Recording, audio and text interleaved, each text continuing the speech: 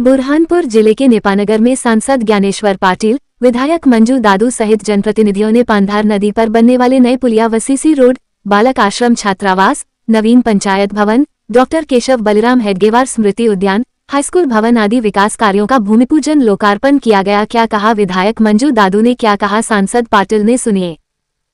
निवेदन है कि विकास होते रहेगा, लेकिन विकास कैसे होना चाहिए, किस स्थिति में होनी चाहिए, कैसी क्वालिटी की होनी चाहिए, इसका ध्यान रखना हम सबका फर्ज है होना है। उसको लेकर के जनता को भी जागरूक रहना पड़ेगा। तो जो एस्टीमेट की कॉपी है, क्या है वो सार्वजनिक रूप से की जाएगी? बिल्कुल, एस्टीमेट की कॉपी, एस्टीमेट जो होता है वो पूरा बाकायदा जो बनता है उस पर लगा रहता है। और ये हम लोगों की जिम्मेदारी है कि बाकायदा हमको अधिकार है कि हम जो एस्टीमेट बनाए उस एस्टीमेट को देखें और एस्टीमेट के अनुसार ही काम हो रहा है कि नहीं हो रहा है, तो ये देखना चाहिए हमने। और कोई भी अधिकारी को देने में कोई दिक्कत नहीं होना चाहिए और देंगे, आप मांगो देंगे।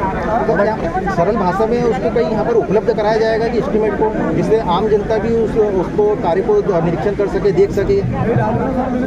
बिल्कुल, क्योंकि सरकार की मंशा है कि हर कार्य की पारदर्शिता होना चाहिए और पारदर्शी करने में कोई दिक्कत नहीं है।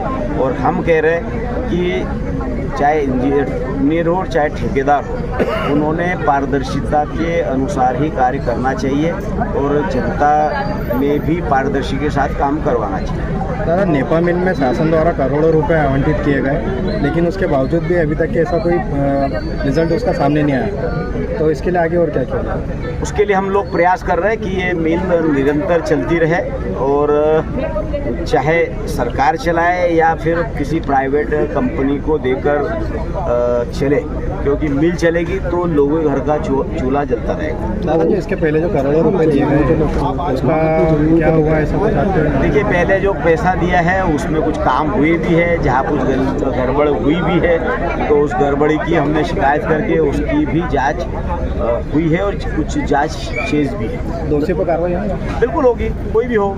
दादा, एक और चीज़, नगर के युवाओं का बहुत पहले से रहा है, ट्रेनों के स्टॉपेज के लिए मांग कर रहे हैं, क्योंकि नगर में रोजगार भी बहुत सीमित है और युवा लोग आगे की जो हायर एजुकेशन है और रोजगार के लिए वो। देखिए, आपको मैं बताना चाहता हूँ कि जो कोरोना के बाद में ट्रेनें पूरी तरह से बंद थी, नेपा के क्षेत्र की जनता के आशीर्वाद से मुझे जनता ने अपनी आवाज़ बनाकर लोकसभा में भेजा और उसके बाद में मैंने बहुत सारी ट्रेनें रुकवाना शुरू की भी है।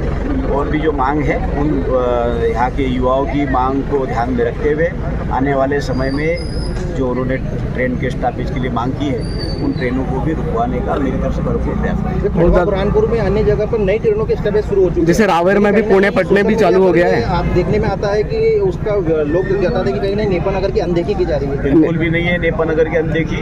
नेपा नगर की जनता की बदौलत हम लोग जनप्रतिनिधि बने हैं और ऐसा बिल्कुल भी नहीं सोचना चाहिए कि भाई खंडवा और बुरहानपुर का ट्रैफिक और क्या है, अभी बहुत सारी चीज़ों को व्यवसाय और ट्रैफिक की दृष्टि से भी सरकार देखती है कि जहाँ पर ट्रैफिक ज़्यादा है वहाँ पर ट्रेनों का स्टॉपेज है। लेकिन आप विश्वास रखिए कि मैं पूरी ताकत के साथ में जो नेपा नगर के युवाओं ने भी डिमांड की है उस डिमांड को पूरा करने का पूरा प्रयास। ट्रेन के स्टॉपेज, इसके अलावा रोजगार, इसके अलावा स्वास्थ्य सुविधाएं, सारी चीज़ों को लेकर सोशल मीडिया पे हमारे सात पायरी में हमारी विधायक जी निरंतर लगी हुई है कि यहाँ पर औद्योगिक क्षेत्र बने और औद्योगिक क्षेत्र बनेगा, छोटी छोटी इंडस्ट्री लगेगी तो निश्चित रूप से यहाँ के युवाओं को भी रोजगार के अवसर मिलेंगे।